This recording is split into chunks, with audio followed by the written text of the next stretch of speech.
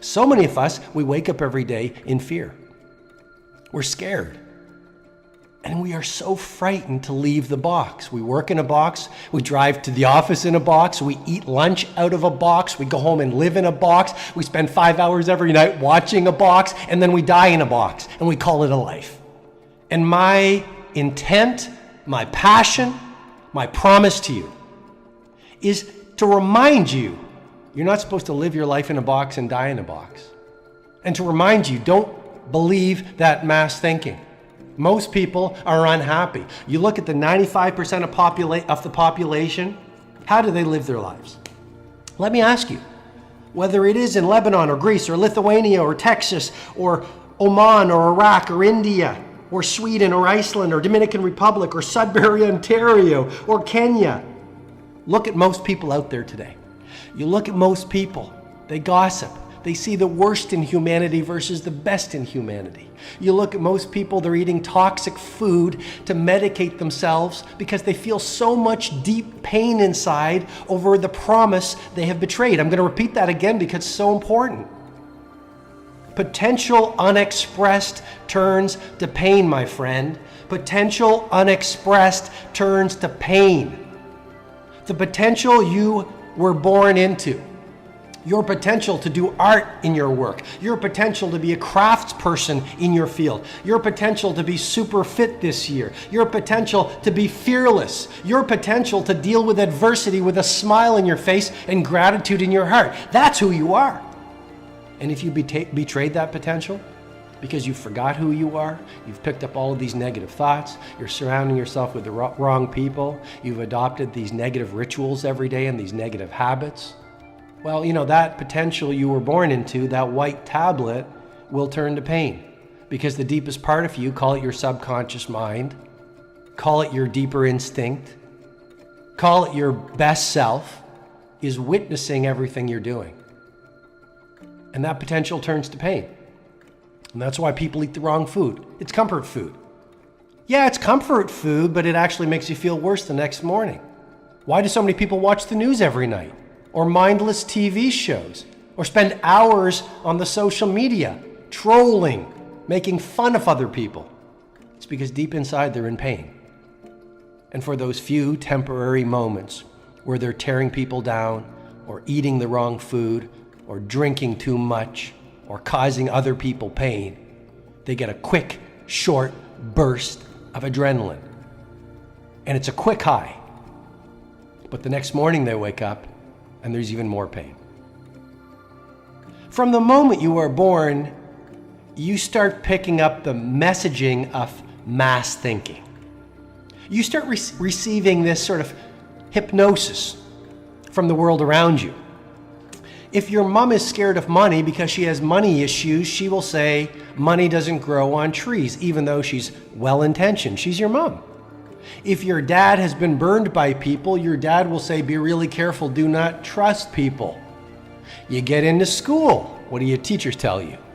Dress like everyone else. Think like everyone else. Don't laugh too loud. Don't be creative. Geniuses are cut from a different cloth.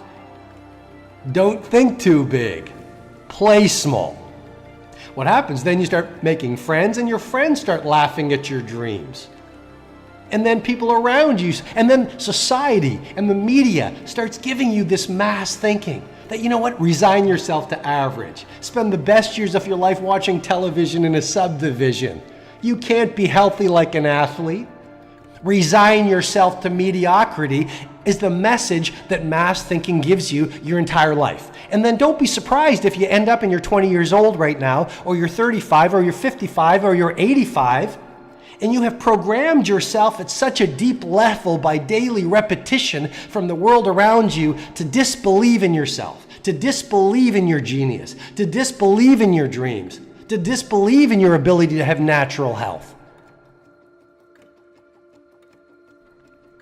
And so I believe that's the story of life, that 95% of the people have adopted this mass thinking, and it's so subtle, and it's come from your environment around you. You know, one of my favorite movies is The Matrix. And The Matrix sort of talks about this. It's the world has pulled the wool over your eyes. If you buy into the mass thinking and you behave like the normal people, normal people living like the 95%, like I said, they watch news, they are addicted to it, they gossip. I'm not being negative here, I'm just reporting. You look at most people, watch most people. They gossip, they see the worst in people, they eat the wrong food, they don't work out, they're giving away their power and they're resigning themselves to being a victim. And then they're trying to bring the successful people down because it's too scary for them to look in the mirror and say, why am I not a success? Why am I miserable? What changes do I have to make? How can I leave the safe harbor and go into the unknown, which is where my possibility lives, but I'm going to have to go through the discomfort and the disruption to get there? No, that takes bravery. It takes courage. So what does the 95% do? They see someone who is playing at world class or making their ascent to the A game. And they laugh at you and they criticize you and they try to hurt you. And actually, if you really want to play at world class like a Mandela or a Gandhi, you will so leave the mass thinking and stand for such nobility that they will try to kill you. You will threaten them so much if you want to play at the level of the greatest of humanity and you stand for honor, honesty, love, decency.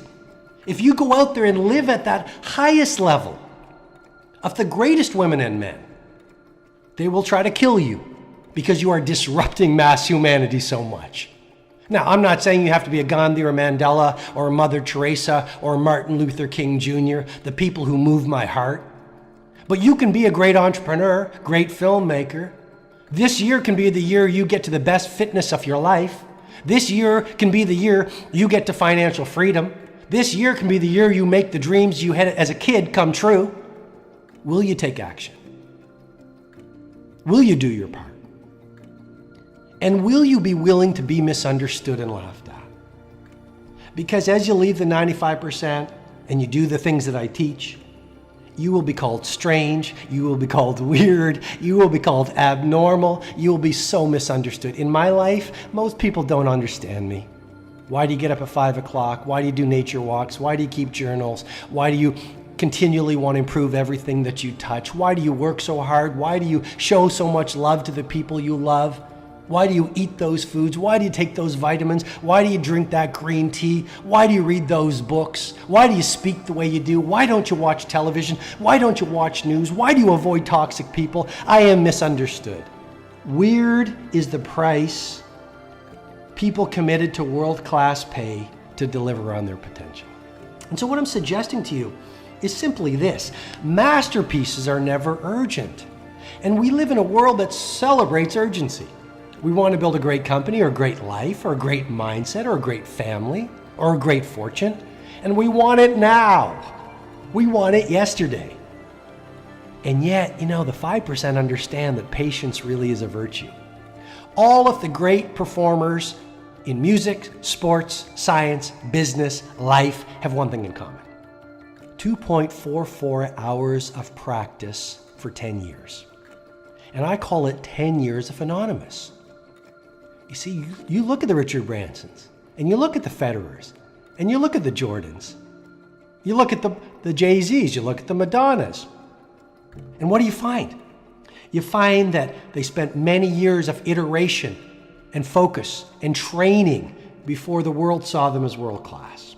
So for you, remember small daily acts of practice, small daily acts of optimization, 10 years of quiet training towards your mountaintop, let's say to be the master of your field, is what it takes, according to the science, to get to world class. And then we see a Jay-Z, or we see a Kanye, or we see a Federer, or we see a great boxer.